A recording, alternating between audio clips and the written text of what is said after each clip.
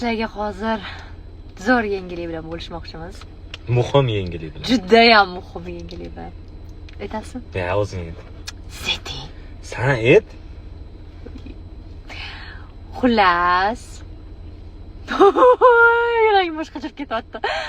Xullas. Itaqo. Bizani Shingaviza chiqdi! Voy, shunaqa hayajonlandik, ishoninglar, topshirayotganda. 1000 kishi topshiribdi, 6 kishiga chiqibdi-da.